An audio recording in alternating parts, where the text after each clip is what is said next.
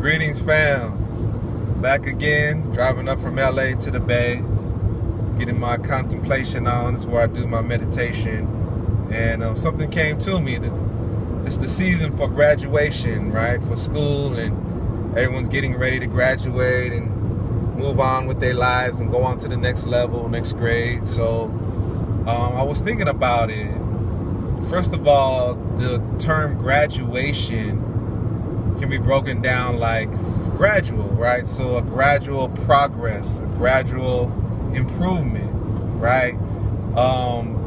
Keep moving forward with whatever you're doing gradually at a constant, steady pace, right? So graduation is the ceremony that celebrates your gradual progression through the educational system. Also from graduation, you get grade, where that's where we get graded on.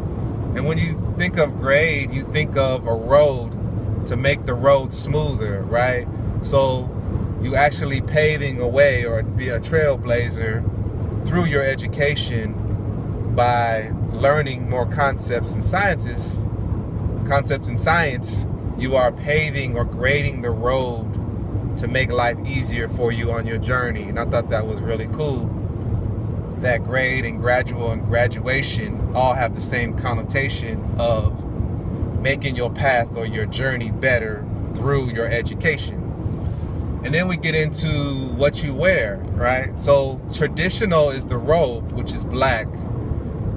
You see it in judges, you see it in professors of higher learning and so on and so forth. Then it graduated into your school colors. But the robe was meant to be a status of an elder or of a shaman or of a scholar, a master teacher, right? And the robe covering the whole body meant that he mastered the body. So it was irrelevant. Only thing that was showing was the head up, which is the mind, right? So the mind overcoming the lower level frequencies of the body, okay? And being black comes to the melanin, or the activation of the pineal gland, or the African-centered culture from which all higher education came from, Kemet, and then later Timbuktu and Ethiopia and whatnot. These were the learning centers for the world. So we still hold that and don't know what that means. Also the tassel, right? I don't know if you saw the old movies of Moses, and you have Cleopatra as Elizabeth Taylor, where they had the bald head. I think his name was Yul Brynner, but he had that one braid coming out the left side of his head. And that one braid represented, I forgot the name of it. I know it, but I can't think of it right now. That braid represented not only the genetic code, the braid looks like the DNA strand of higher learning, but also the umbilical cord to the cosmic mother, or the universe, or the universal principles and laws that govern life. So you are connected to the universe, and that's what that braid represented, the umbilical cord to the universe. Okay, so now we have the tassel, and then the tassel is connected to the square, right? The hat that we wear is a square, which is 360 degrees. Our ancestors believed in 360 degrees of knowledge. Everything moved in circular or cyclical forms. So everything had a definition, 360 definitions to that one thing. And this is where you get the degree in college, and then 2 more years you earn your second degree, which is the master's, and 4 to 6 years after that you get your PhD, which is your third degree, right? In Freemasonry, you go on to 32 degrees to be a master mason, and then even 33 degrees as the highest level, right? And it's not coincidence that Jesus, the Christ figure, died at 33, because he reached that level of consciousness, and then he resurrected, into outside of his body, into a higher power, a spiritual realm. But as a physical man, he did all that he can do, thus the 33 degrees. but it's really actually 360 degrees. So we wear the square hat to represent on our head, on our mind, that we have the knowledge of 360 degrees. Okay, and then when we graduate, what do? We put the tassel from right to left, right? We move the tassel when we graduate. And this symbolizes the right side of the body, or the mind, the body, I'm sorry, is your lower self. It's masculine. It defines the world by the five senses and defined by the physics of this realm, right? What you see, hear, taste, touch, or smell, and that's it. There is no other existence.